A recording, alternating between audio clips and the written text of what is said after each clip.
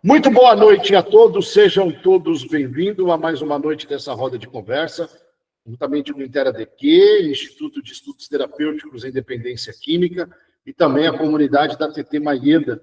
Eu sou o Augusto, é um prazer estar aqui com vocês mais uma quarta-feira, né? Os nossos encontros têm sido pontuais às quartas-feiras, às 9 horas da noite. A gente tem tido uma boa média de pessoas aqui, né? A gente tem conversado sobre assuntos interessantes, né? Tem saído sempre boas conversas, boas falas, uma boa interação. Então, antes de eu começar a discorrer um pouco sobre o tema, só lembrando que você tem a liberdade de me interromper a qualquer momento, né? Tem uma mãozinha aí embaixo, eu vou levantar a mão para vocês verem, olha lá, mãozinha minha lá, né? Onde está essa palminha, se você não tem intimidade, vomite, e aí eu abro o microfone, você abre teu microfone, e aí você tem a oportunidade de falar, de perguntar, de acrescentar dentro do tema proposto, né? Hoje nós vamos falar um pouquinho sobre fatores de risco e também fatores de proteção, que é um conceito muito importante dentro da dependência química, porque quando a gente fala de fatores de risco e de proteção, está envolvendo não só a prevenção que a gente faz dentro do campo da dependência química, mas também envolve o nosso ambiente clínico de tratamento que a gente desenvolve com os recuperando, quem entra em recuperação. É importante que a gente desenvolva dentro desse plano de atendimento singular, quando a gente vai fazer a anamnese, que a gente vai fazer as nossas consultas, a gente entender os fatores de risco e também de proteção desse indivíduo para a gente poder realizar intervenções mais assertivas. E também é importante nós entendermos esse fator de risco e também de proteção quando nós estamos falando de prevenção de recaída, né? Então, o fator de risco e de prevenção, ele vai caber em todas as áreas, seja na prevenção, seja no tratamento, e seja também na prevenção de recaída para aquele que já começou o tratamento. Então, a gente entendendo alguns fatores de riscos na vida do dependente, conhecendo ele por inteiro, né, aí fica mais fácil da gente fazer algumas interações, a gente não vai ficar atirando para todo lado, tentando acertar um alvo. Nós temos um alvo definido. Então, quando a gente fala de dependência química, eu já falei algumas vezes sobre isso em outras rodas de conversa, nós estamos falando de uma doença crônica, né, que ela vai se desenvolvendo, e conforme ela vai se desenvolvendo, os problemas comportamentais, relacionais e também psicológicos, emocionais, em toda a estrutura do indivíduo, ele também vai aumentando, ele também vai crescendo, o indivíduo vai se complicando cada vez mais, e a gente diz que ela é progressiva, e a gente diz também que ela é fatal, né? Ela pode conduzir esse indivíduo à morte por diversos fatores, ou ele pode adquirir uma doença, ou ele pode morrer na mão do tráfico, né? Muitos dos indivíduos praticam roubo, então a gente sabe que também é uma doença fatal, e por último nós dizemos que ela é incurável, né? Ela, através da nossa memória biológica, que fica tudo registrado, cada ação que a gente faz, e essas interações com o sistema nervoso central, traz a dependência química como uma doença incurável. A gente falou também em outras rodas de conversa que é uma doença que tem o seu desenvolvimento, manutenção e recuperação numa complexa rede que nós chamamos de multifatorial, né? Então, a dependência química, ela não se desenvolve através de um único fator. Eu não posso dizer que é só um fator biológico do corpo, do organismo, do sistema da pessoa, não é, né? Existem outros fatores, como fatores psicológicos, né? A dependência psicológica que é criada, a dependência dopaminérgica que é criada, as interações do sistema nervoso central que são criadas, a questão da compulsão, a questão do desejo, né? Que o indivíduo ele vai desenvolvendo conforme a dependência química, ela vai se desenvolvendo. Então, ela tem um fator que nós chamamos de biológico, ela também tem um fator psicológico, né? E aí, por último, nós dizemos que também é uma doença que se desenvolve no âmbito relacional, ambiental ou social, da maneira como nós queremos que você queira colocar. Então, nós podemos configurar a dependência como uma doença biopsicossocial, né? ela tem aspectos biológicos, que vai criar a dependência do organismo, ela tem aspectos psicológicos, que ela vai interferir não só no cognitivo, não só nas habilidades do indivíduo, mas ela vai criar uma dependência psicológica, uma dependência emocional da substância. Né? É muito comum a gente ver, por exemplo, usuários crônicos de álcool, que fazem abusos de álcool, ele abraçado com a garrafa, ele dizer, você é a única que me entende, ele cria esse vínculo, né? Parece loucura, mas é muito verdadeiro, ele criar esse vínculo afetivo com a substância, porque a substância é aquela que dá para ele o prazer e que tira dele sentimentos ruins, que tira dele desconfortos mentais. Então é muito comum ele desenvolver essa dependência emocional e psicológica. E também ela tem o fator social, né? Que daí a gente diz que são as relações interpessoais, que muitas das vezes não são tão saudáveis, e aí vai induzindo o indivíduo a buscar essas relações em grupos aceitáveis. Então, ela é uma doença que se desenvolve biopsicossocialmente. Ela tem esses 3 fatores, eu acrescento sempre mais um, que é o fator espiritual, né? E aí nós não falamos de religião, nós falamos de fator espiritual mesmo, aquela perda de sentido de vida, aquela perda que o indivíduo desenvolve de uma diretriz, de uma autoridade espiritual, de uma divindade, né, de um poder superior maior do que ele para poder estar direcionando. Então, é uma doença que também afeta. E dentro dessa doença, dentro dessa construção de pensamento, dessa construção de entendimento, existem fatores que a gente chama de fatores de risco e de fatores de proteção. O que são esses fatores de risco e de proteção? O próprio nome, ele já vai dizer, né? Fatores de risco são aqueles elementos que vai aumentar a probabilidade do indivíduo desenvolver e manter a dependência química, né? Então, são fatores que eles vão acontecer na vida do indivíduo em diversas áreas, né, que vai ajudar esse indivíduo não só a desenvolver a dependência, como é que ele vai manter, vai perpetuar essa dependência, já que é uma doença crônica. Esses fatores de risco vão poder ajudar ou vão ajudar esse indivíduo a manter essa dependência. Dentre os fatores de risco mais conhecidos, nós temos, por exemplo, na esfera biológica, né, desse fator de risco, uma coisa que nós chamamos predisposição genética, né, do indivíduo desenvolver e manter a dependência química. Então, por exemplo, não existe um consenso na medicina científica, não existe um consenso entre os escritores de bases teórica científica sobre aonde está essa genética. Alguns são defensores de que isso é passado mesmo através da genética familiar, é passado de indivíduo para indivíduo. Em algum momento, esse indivíduo vai experimentar essa substância e o corpo dele vai assimilar, né, isso, porque já foi passado, está dentro dele. Existem outros que não defendem bem essa tese, mas eles defendem uma tese onde diz que essa genética vai muito da interação do indivíduo com a substância, como que o organismo ele vai metabolizar essa substância, as reações que vai trazer nesse indivíduo.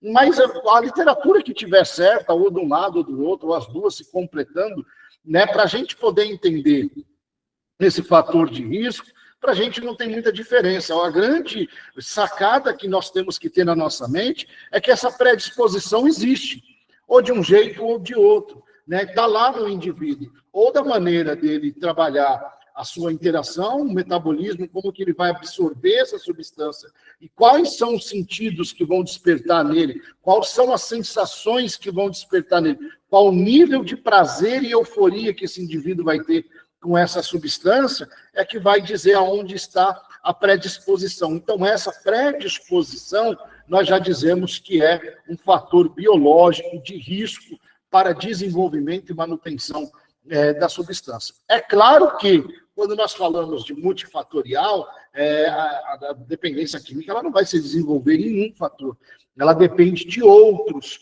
né? Ela depende de outros fatores interagindo entre si para que haja um desenvolvimento. Então, quando a gente pega, por exemplo, a gente fala que uma pessoa ela tem uma predisposição genética para a substância, os pais usaram, a mãe chegou a usar no período de gravidez, ou vem de um histórico familiar de uso, a gente já fica meio preocupado, existe essa predisposição genética, porém não é isso que vai desencadear na pessoa a dependência química. Porque se você pega um adolescente, uma criança, que ela é feita uma educação sobre o tema, a família consegue desenvolver com ela esse tema aberto, e a pessoa cria um medo, cria um receio de uso, né? Quando você vai trabalhar com adolescente, por exemplo, você trabalha bastante essa questão da prevenção com os pais, você conversa, existem muitos relatos de adolescentes que foram fazer, por exemplo, o uso da substância, e aí eles se lembraram do que os pais falaram, do que a mãe falou, de um vídeo que assistiu e ficou com medo.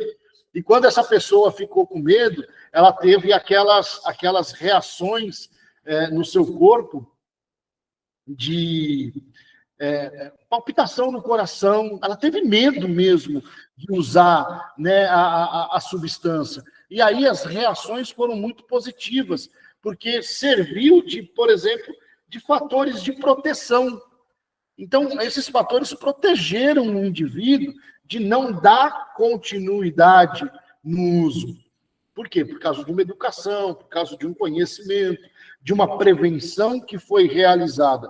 Então, mesmo que essa pessoa ela tenha, por exemplo, uma predisposição genética, ela pode não desenvolver a dependência por fatores psicológicos, por exemplo, por ter sido ensinada, né? Então, quando nós estamos falando do desenvolvimento da dependência química, tudo tem que ser levado em conta, tudo.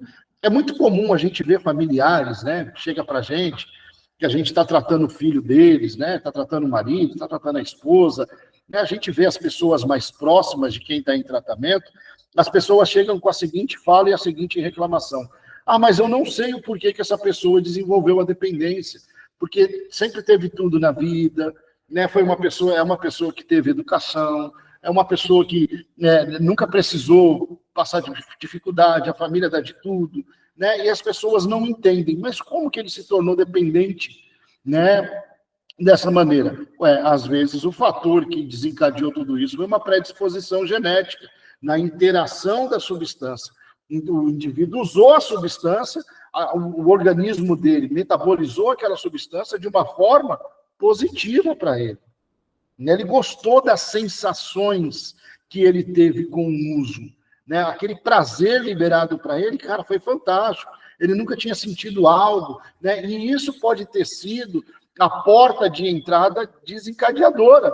Então, você vê, são diversos fatores que eles vão culminando entre si, mas aí a gente tem que ter na cabeça de que um desencadeou. Um foi o carro-chefe, né? Então, como a gente trabalha com bastante profissional aqui no grupo, essa roda de conversa, bastante familiar, né? Eu trago essa fala para a gente poder entender por que essa pessoa se tornou dependente. E a gente geralmente vai falar que isso é um fenômeno, né? A dependência química ela é um fenômeno que é desenvolvido. Por quê? Porque a gente não vai conseguir achar a causa. A gente não vai conseguir achar a raiz de como começou. A gente tem que ter na cabeça que foi vários fatores que contribuíram para aquela pessoa desenvolver a dependência e perpetuar ela. É por isso que muitas das vezes no tratamento da dependência química, a gente não busca muito, né, as situações de início, a gente não busca muito a gente busca trabalhar mais um momento, né, porque a gente dificilmente vai achar a raiz.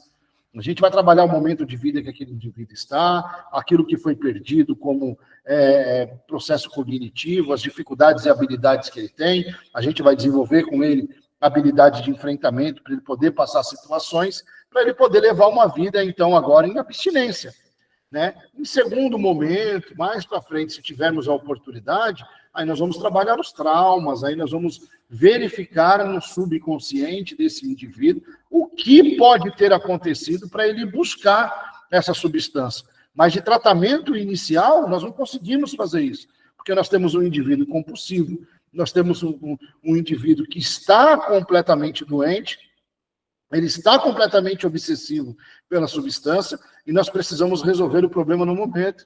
né? Ele vem de uma destruição da sua própria vida, da família, de vínculos, de perdas, né? De perder dinheiro. A pessoa gasta fortunas. Quando você começa a ouvir o testemunho de vida das pessoas, que ela começa a abrir a tua vida, você assusta, né? Tem pessoas em comunidade que jogou fora empresas, casas, bens, carros, e botou fora mesmo, né?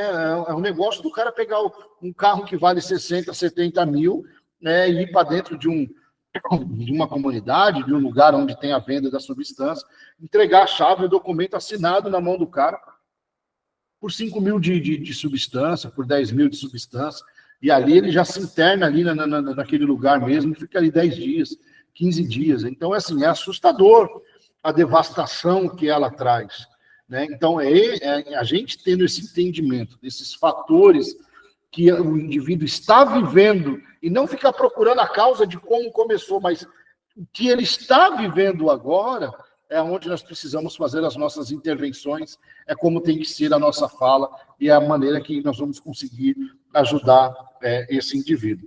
Então, existe um outro conceito que, quando a gente fala de prevenção, é interessante a gente saber, que é quando o indivíduo ele faz o uso muito precoce da substância, ele começa muito cedo, né? Então, quanto mais cedo ele tem um contato com a substância, maior o risco ele tem de desenvolver uma dependência pesada, né? Por quê? Porque você pega um adolescente, um jovem, que está em formação cerebral, em formação cognitiva, e aí ele já vai passar por alterações na cognição, por alterações cerebral, pela substância, e como o cérebro ainda está em formação, ele vai ter aquela alteração como natural.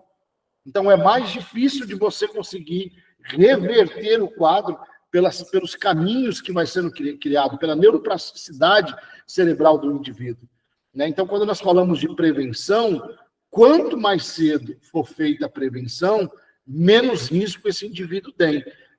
Já foi feito alguns levantamentos com indivíduos que começaram a fazer o uso na adolescência, na pré-adolescência, né? E aí muitos deles chegam na vida adulta com uma série de comorbidades desenvolvidas a partir da dependência química, uma série de transtornos, uma série de doenças, né, que vieram a partir do uso crônico dessa substância. E aí existe um outro fator de risco, né, que a gente vai chamar de fatores psicológicos, né, que vai desencadear não só o desenvolvimento da dependência, como a perpetuação dela, que são indivíduos com comorbidades. Foi feito um levantamento pelo SENAD, Secretaria Nacional Antidrogas, alguns anos atrás, dentro de instituições e hospitais, em pessoas que estavam em tratamento.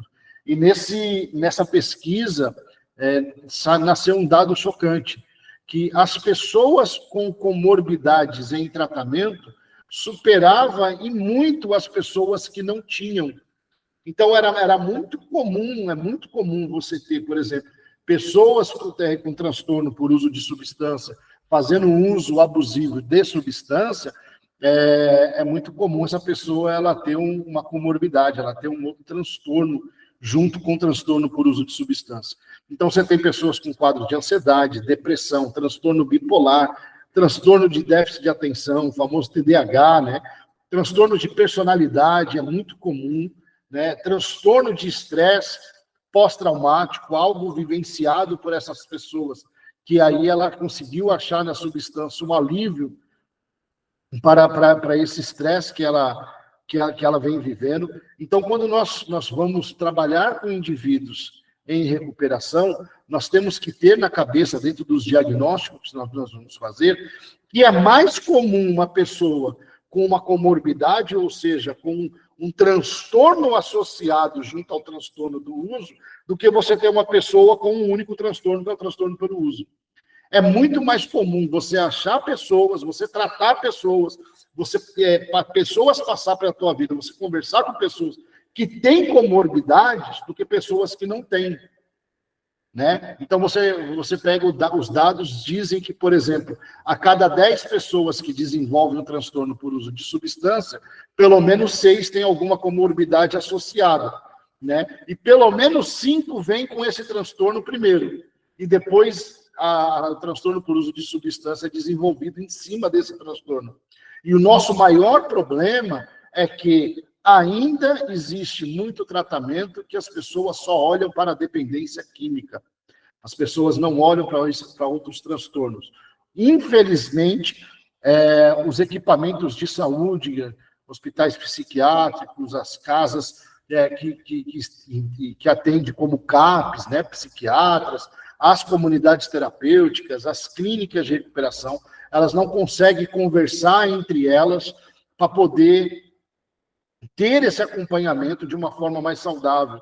Né? Então, é muito comum o indivíduo chegar na comunidade terapêutica, iniciar o tratamento dele, terminar o tratamento, porque lá só é tratado o transtorno por uso de substância. E aí esse indivíduo é colocado de novo na sociedade, geralmente com um outro transtorno.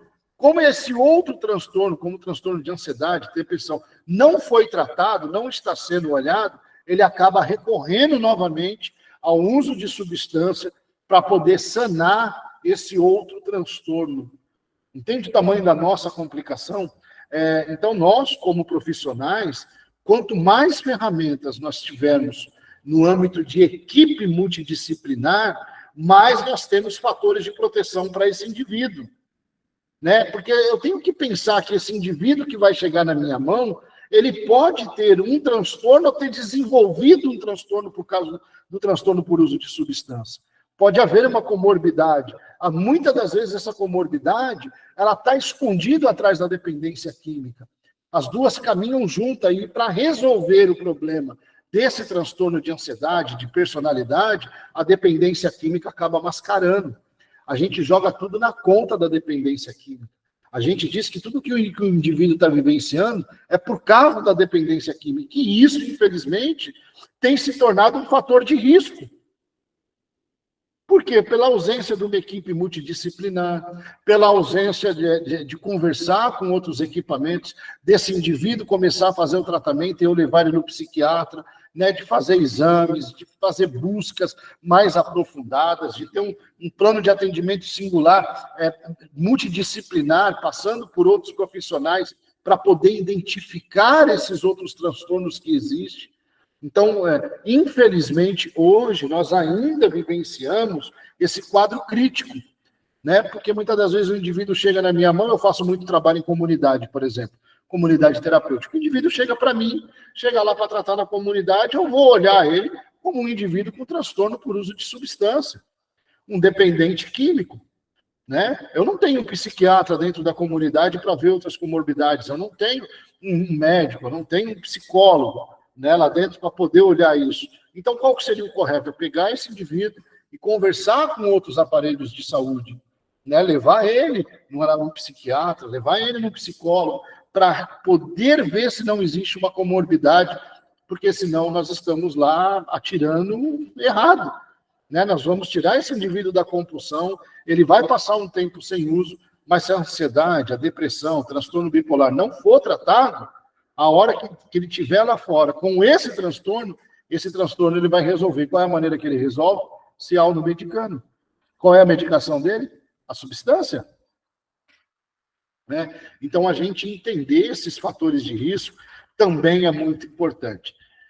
Com o desenvolvimento da dependência, esse indivíduo ele cria uma coisa no psicológico dele que a gente chama de déficit de habilidades, né? Ele tem um estreitamento cognitivo, ele tem um empobrecimento de atividades de enfrentamento natural da vida, estreitamento cognitivo que a gente diz, né?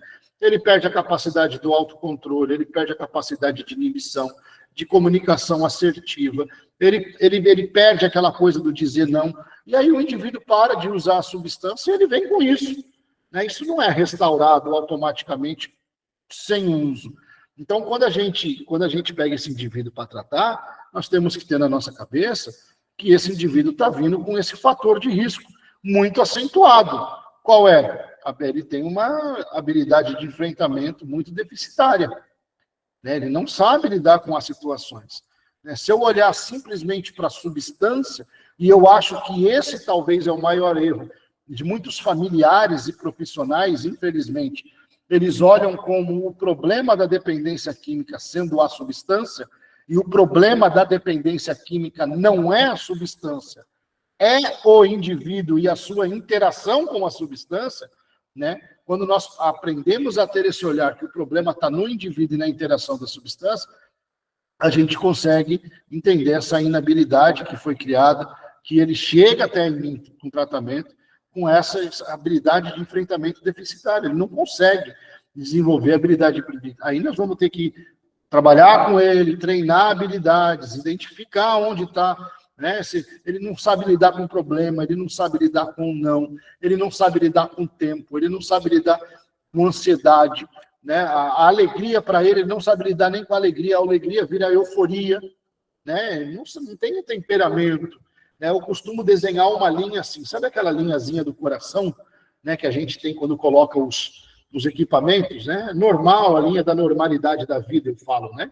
Tem a linhazinha da normalidade. Eu estou bem, acontece alguma coisa, eu fico ruim, mas está tudo dentro da normalidade. Estar bem e estar ruim faz parte da vida, né? Estar feliz porque algo aconteceu, estar triste porque eu não consegui alcançar aquilo que eu estava esperando, isso faz parte da vida.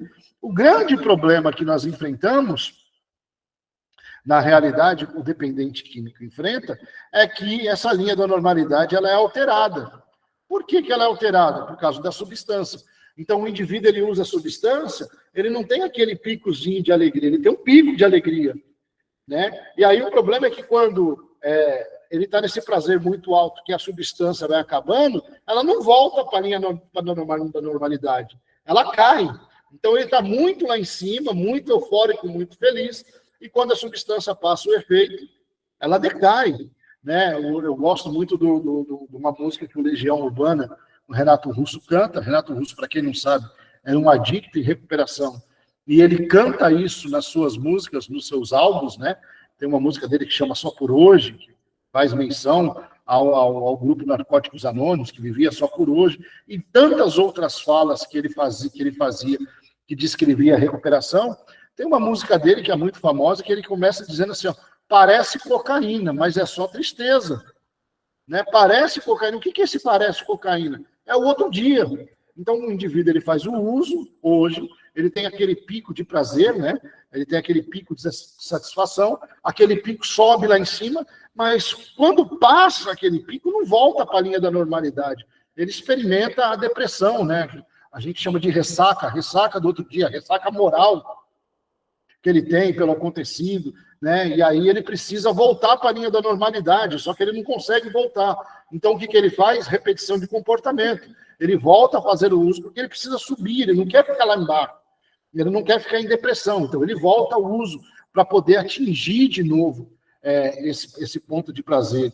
E aí, quando vai passando, cai de novo. Então, essa habilidade de enfrentamento nesse carrossel que o indivíduo vive com a substância, ele perde a habilidade de lidar com frustração, de lidar com situação difícil, de resolução de problema, dele ter concentração, projetos a médio e longo prazo.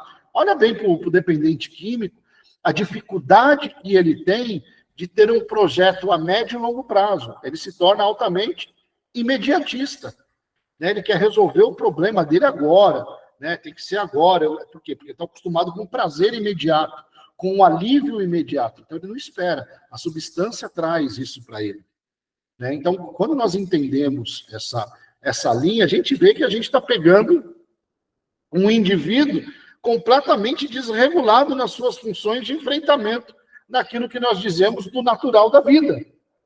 Ele não tem enfrentamento nenhum, ele não tem enfrentamento da dor, ele não tem enfrentamento da tristeza, ele não tem enfrentamento da frustração, ele não tem enfrentamento do não, ele não sabe lidar, ele desaprendeu a lidar com isso. E aí a gente vai, mais uma vez, então, treinar esse indivíduo para ele voltar a funcionar cognitivamente de uma maneira mais funcional, e aí é o treino de habilidades que a gente fala. Então, esses também são fatores de risco que vai fazer com que o indivíduo perpetue o uso. Você que é psicólogo, psiquiatra, que você faz bastante intervenção com dependente químico, você que é familiar ou estudante, né, do tema, tenha isso na cabeça. Né? O indivíduo ele experimenta esses picos de euforia e depressão e ele não volta mais na normalidade. Enquanto o indivíduo não for estabelecido como um todo, e isso vai um tempo longo em abstinência, né? Você pode colocar aí que vai de 2 a 3 anos para esse indivíduo voltar a funcionar de uma maneira natural, se ele estiver em recuperação. Não é se ele estiver sem usar. Tem uma diferença, tá? O indivíduo sem usar a substância e o indivíduo em tratamento. Tem uma diferença muito grande. Porque o indivíduo sem uso, ele só está abstêmio, ele deixou de usar. Mas tudo aquilo que foi comprometido não está sendo trabalhado.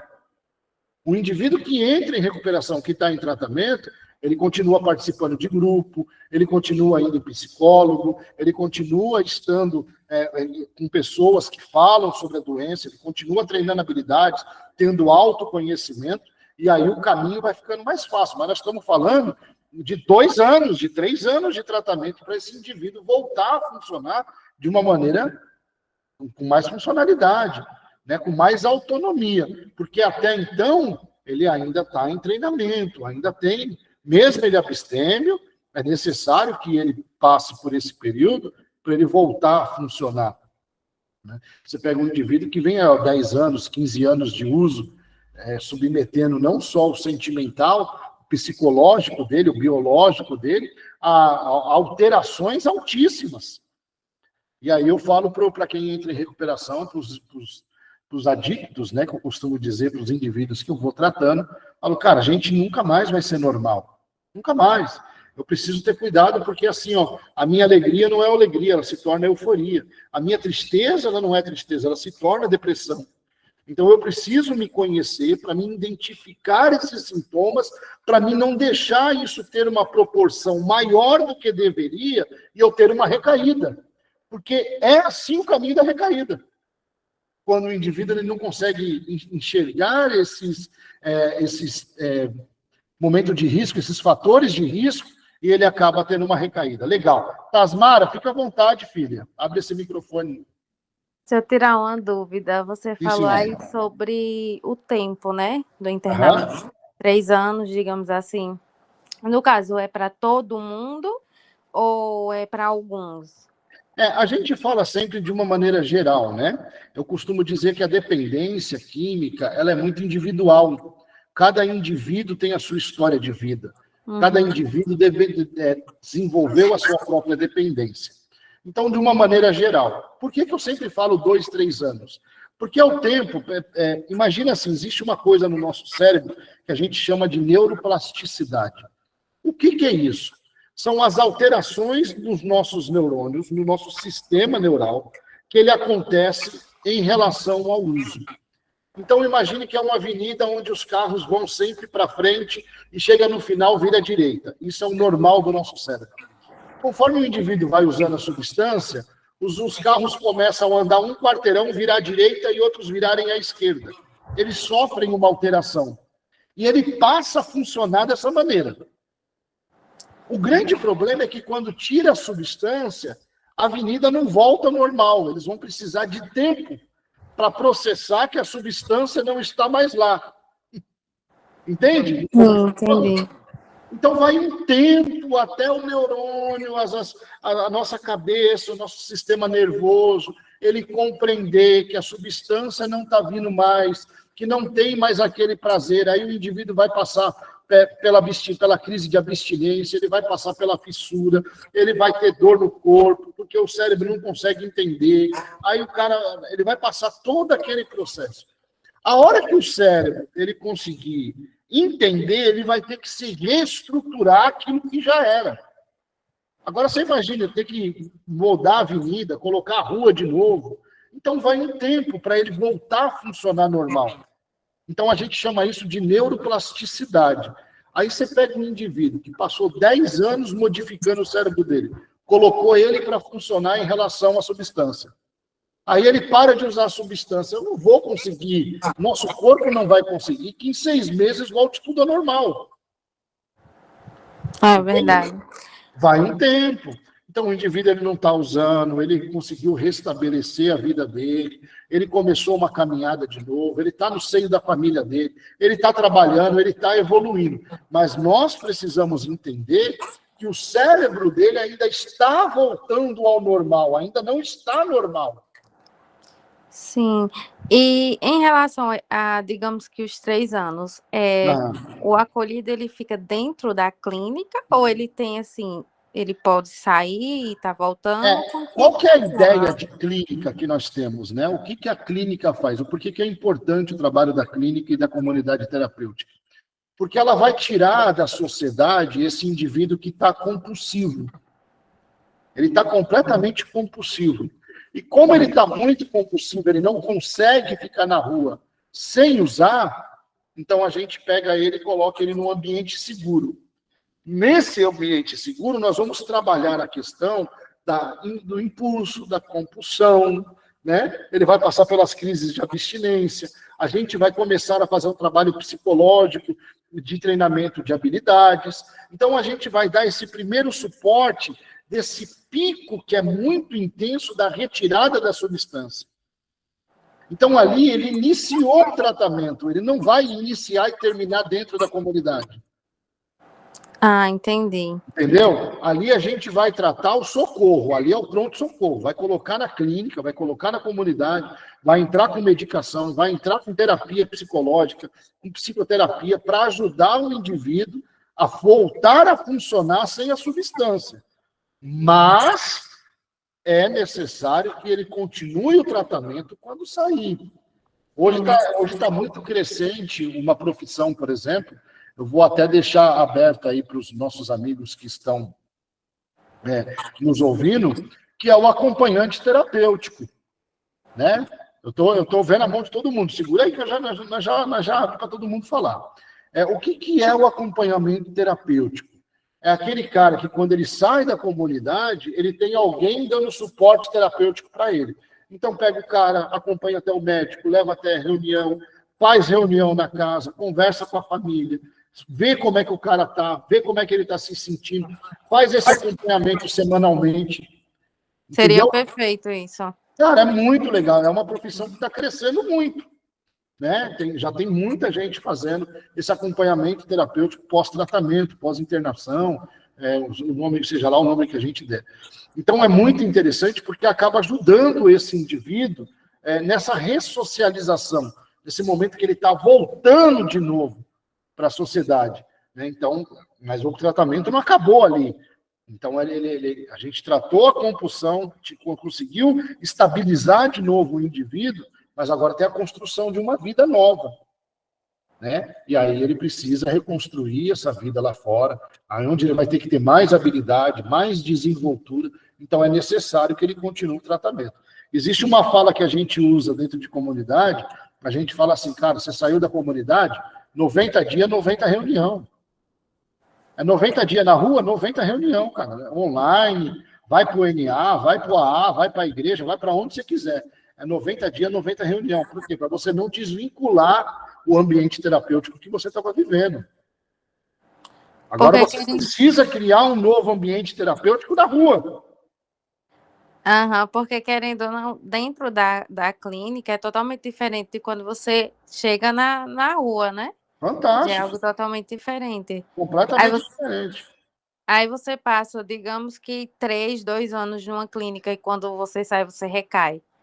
Aí é como se não coisou nada, né? Não aprendeu nada, não...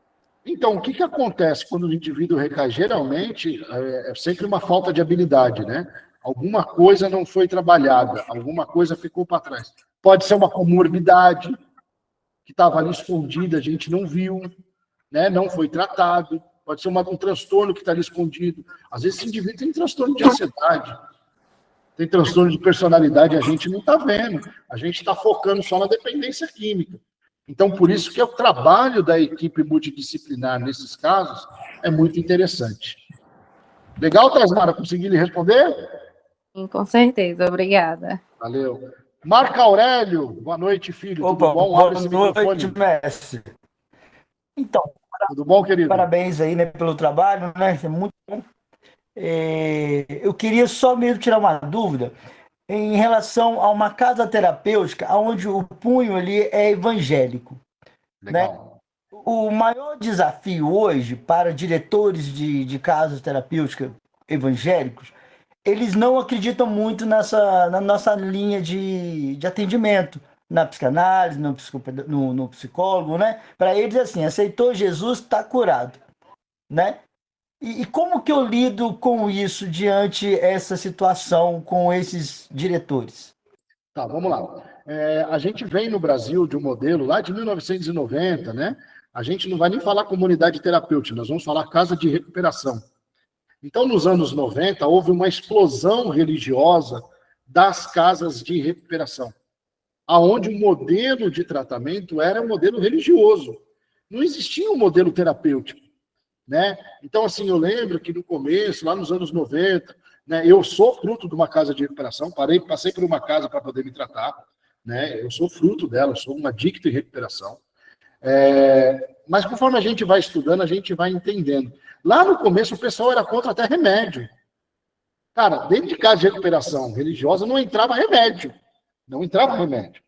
Hoje, o nosso grande desafio quanto profissionais é a gente estar nesses lugares mostrando para esses gestores que existe uma forma terapêutica validada, ou seja, ela é baseada em evidências, ela foi evidenciada clinicamente, foi estudada a metodologia, foi comprovada a metodologia, e que ela é muito mais eficaz.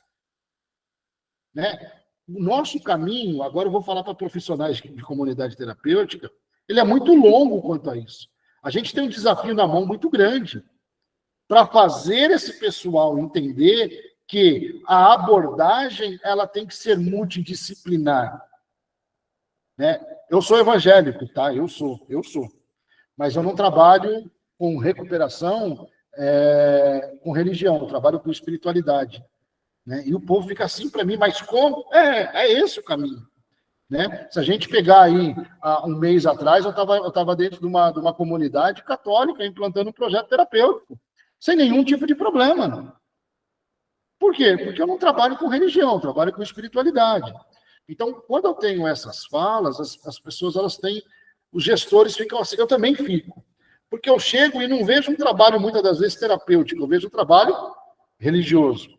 O nosso desafio é conseguir fazer com que esses gestores entendam que o trabalho terapêutico com a religião tem muito mais resultado. Eu tive um embate, eu não vou falar debate, eu vou falar embate, com um pastor um tempo atrás, que ele estava invalidando os grupos anônimos. Os grupos anônimos, que não é bem assim, que não sei o quê. Aí eu mostrei para ele a história do AA, né? Como que ele foi criado, mostrei a influência religiosa, a parte bíblica da onde foi tirado. Os 12 passos, ele se assustou, porque ali tem... Aí eu peguei e falei assim, eu fiz a seguinte pergunta para ele, só para te responder, para todo mundo poder entender. Eu peguei e falei assim, como que eu posso falar para alguém que entra em recuperação que se ele só vai se recuperar se ele virar cristão? Cara, eu vou mentir. Por quê? Porque o maior grupo que recupera pessoas é um grupo não religioso, e são os grupos anônimos. Porque está presente no mundo inteiro, já existe há mais de não sei quantos anos. É a maior instituição de recuperação. E as pessoas que estão lá dentro, tem muito evangélico, tem muito católico, tem muito espírita, tem muito bandista, tem muita gente sem religião. E os caras estão progredindo em recuperação. Então, hoje, Marcos, é um grande desafio para nós. Eu confesso para você, é muito desafiador nós chegarmos em um lugar onde, dentro deste lugar, é pregado a metodologia religiosa, a gente conseguir conciliar. Mas dá para fazer. O que eu gosto muito de fazer? Eu abro a Bíblia e taco na terapia. Resolvi meu problema. Não dá muito certo. Mas assim, Marcos, legal tua visão, é um desafio que nós temos, tá, filho? É um desafio muito grande, tá? Consegui lhe ajudar, não? É muito desafiador essa... Tu trabalha com comunidade? Então, cara, assim, eu sou psicanalista, né? Sou psicopedagogo, psicanalista. Eu estava numa casa de recuperação aqui do lado de perto de Piraí. Então, assim, eu era terapeuta lá e eu tive muito esse embate, você está dizendo, né? De que eles não acreditam que a terapia pode ser o melhor caminho. né, a pregação em si. Eu não estou criticando a religião, vocês me desculpem, gente. Sim. Estou colocando a visão dessa casa, tá? Então, e eu via que fazia parte. Eles preferiam colocar os internos para trabalhar, que chamava de laboraterapia, né? Eles trabalhavam, cuidavam, fazia a horta, cuidavam de cavalo, cuidavam de boi. Só que eu falei, a escuta é importante. E essa casa, ela tinha muitos conflitos entre os internos. Aí eu falei, poxa, a roda de conversa ajuda, né? O trabalho individual. Então, quer dizer, eu vi, tinha muita dificuldade. Até que eu cheguei a um ponto e falei, poxa, não dá para mim. A linha de trabalho de vocês não dá para mim. Ah, mas tudo bem, que Deus abençoe. Mas eu pedi que Deus me abençoasse ainda. Em momento algum, ele falou, não, Marco, vamos conversar então. Vamos fazer da linha que você, né, tenha a experiência. Aí preferiram perder um profissional e deixar, né? Infelizmente, existem boas comunidades, tá? Sim. Existem muito boas comunidades que são pautadas mesmo, que levam a religiosidade, levam a espiritualidade, mas tem a sua parte terapêutica bem aflorada, né? E assim, a gente caminha em passos curtos para resolver esse problema. Então, você pega a RDC 29, por exemplo, que ela vai legalizar as comunidades terapêuticas, ela é muito nova. Ela é muito nova, né? Ela que vai trazer essa parte da terapia, do plano individual de atendimento, a obrigatoriedade de ter esse plano individual de atendimento. Então, assim, ela é muito nova e tem muito pouca fiscalização em cima. Sim, verdade. Entende? Então, a gente caminha a passos curtos para resolver esse problema. Existe um longo caminho que a gente ainda vai ter que traçar para resolver esse problema, Marcos. Mas tem como trabalhar, tá? Tem como trabalhar. Tem como. Eu sou como é que eu posso dizer, modelo vivo disso, né? Que a gente vai driblando isso daí e vai trabalhando. Legal, filho?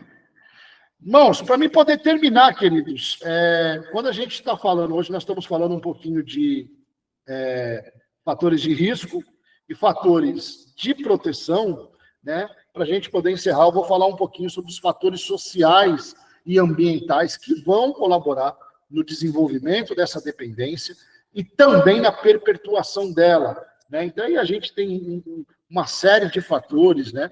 Como uma família muito disfuncional, né? Onde o indivíduo ele acaba buscando esse reforço de sentimento, essa validação como pessoa, essa aceitação, né? Ele vai achar em grupos que fazem uso de substância, família com comunicação ruim, com falta de limites, com abusos, né? Com negligência diante de comportamentos disfuncionais.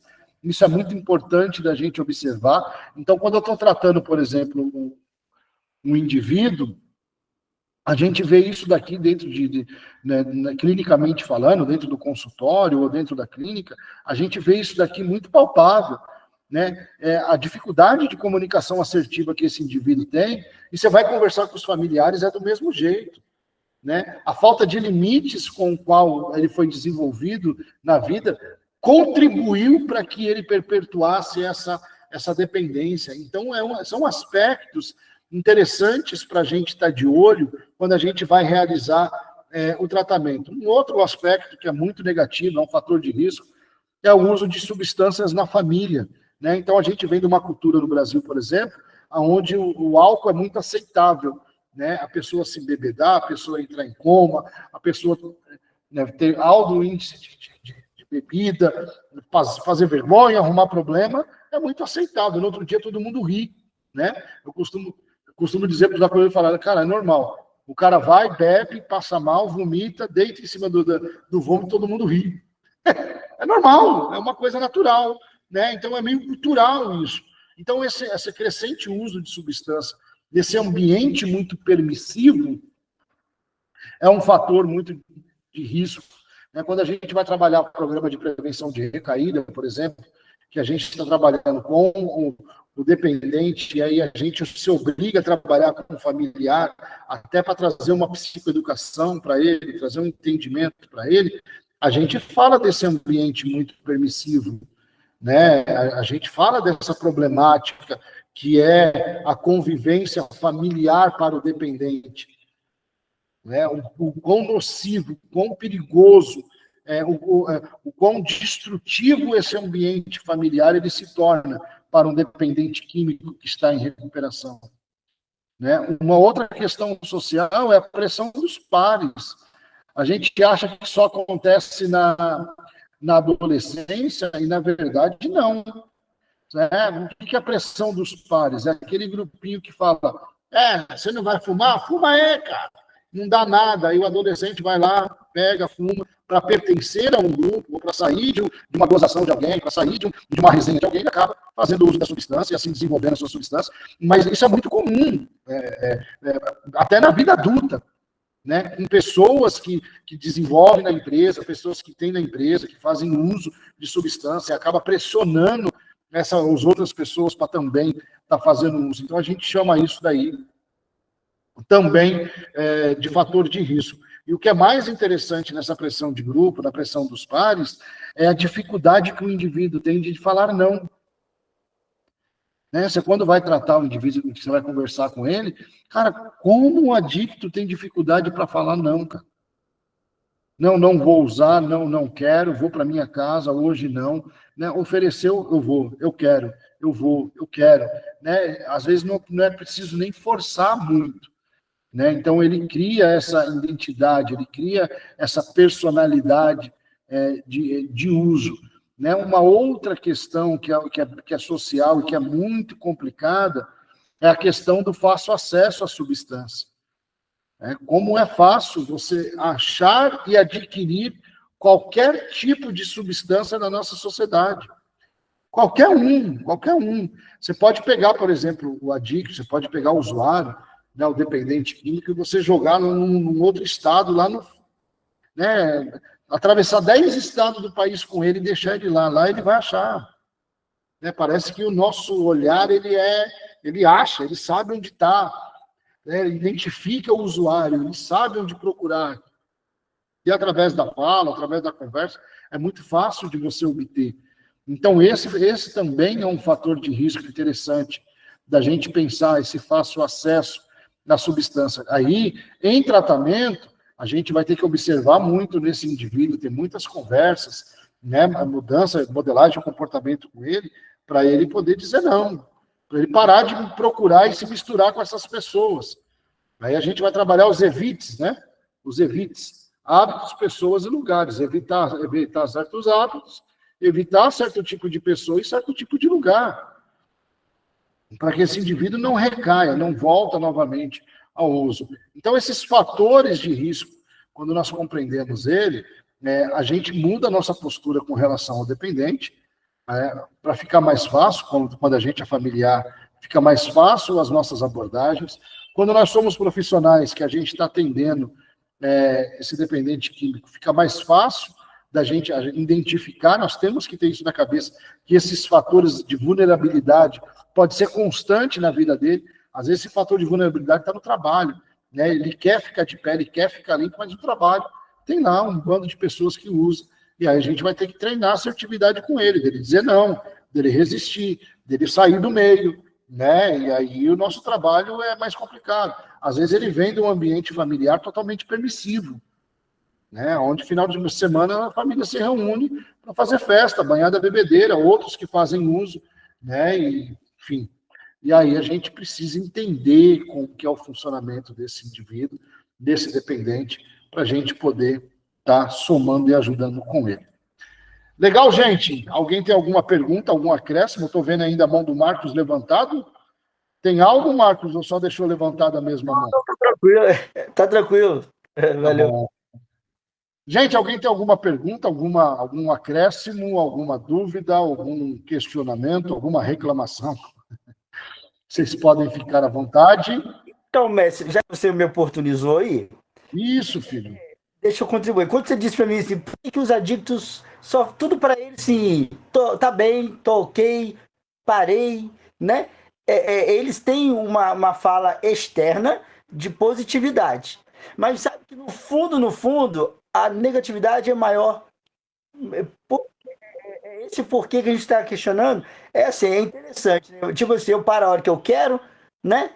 Entendeu? Então, essa meia hora que eu ficar sem, estou meia hora, estou limpo. Né? Eles têm essa questão de tempo para ele, parece que assim, os minutos é um tempo imenso, né? Entendeu? É No isso. caso do imediatismo, né? Eles são muito imediatistas. O adicto é muito imediatista. Então é tudo agora, tudo hoje. Nós criamos em nós mesmos uma dificuldade de projetos e trabalho a médio e longo prazo. É por isso que os grupos anônimos eles trabalham só por hoje. Eles não trabalham esse mês, essa semana. É hoje. Porque essa semana e o mês é muito longe para mim. Certo. E, mestre, por que assim, pela sua experiência, por que a família, ela é, ao mesmo tempo que ela é cúmplice e ela é vítima? Por causa da codependência. O que acontece, Marcos? É assim, ó. 90% dos familiares que passam pelo problema da dependência química, 90% deles, eles não têm noção do que fazer. Eles não têm noção. Né? Eu não culpo de maneira nenhuma minha família pela minha dependência. Eu não tenho como fazer isso. Eu sou responsável pela minha dependência. Só que eu já tive conversa com meus familiares, por exemplo, e eu falo isso abertamente hoje, sem nenhum tipo de problema, que se minha família tivesse tratado a minha dependência de uma outra maneira, talvez eu não tivesse conhecido meu fundo de poço. A culpa não é deles. Mas, se no decorrer da minha dependência, as coisas tivessem sido feitas de uma outra maneira, talvez eu não tivesse conhecido meu fundo de poço. Entende o que eu estou falando? Mas por que os familiares tomam as decisões que tomam e fazem o que fazem? Porque eles não sabem lidar com a situação. Então, por exemplo, quando você vai trabalhar com a dependência, tem alguns estágios dela, né? Tem alguns estágios. O primeiro estágio, negação. A família nega e esconde o problema. Ela nega para todo mundo, ela esconde. O segundo estágio é o que a gente chama aquilo de negociação. A família ela vai tentar negociar com o cara. Ó, se você não for, eu te faço isso. Se você não usar hoje, eu te faço isso. Só que isso daí dura um dia, uma noite. E como isso, a dependência do cara, ela vai crescendo e ele não vai conseguindo cumprir esses protocolos, as coisas vão se complicando. Então a família ela vai perdendo. Aí ela passa por um estágio que a gente chama de raiva. É quando a família briga, a mulher separa, a mulher quebra a casa toda, quebra o prato com os caras, bota o cara para fora, arruma toda aquela confusão, leva o cara para uma clínica, né? Então, por quê? Porque ela viu que todas as tentativas que ela quis, não deu. Depois vem um outro estágio. Esse outro estágio é interessante, que a gente chama de abertura. Então, é muito comum você ter familiares, por exemplo, esposas, pais, mãe, que falam assim, ó, você quer usar, não tem problema, mas usa em casa. É muito comum a gente ver isso. Né? Por quê? Pelo medo que o familiar tem de que aconteça. Então, assim, essas situações que a vista dos familiares, das pessoas que amam, elas são assertivas, na verdade, são destrutivas para o adicto ao extremo. Está colaborando para que esse indivíduo perpetue o uso. Não está colaborando para que ele saia do uso. Compreende? Então, ao mesmo tempo que a família está doente com o relacionamento com o adicto, ela está refém. Porque ela não sabe o que fazer. Então, conforme a adicção do dependente ela vai progredindo e crescendo, a doença da família com o relacionamento também vai crescendo. Eu faço muito trabalho em comunidade terapêutica, o que é muito comum?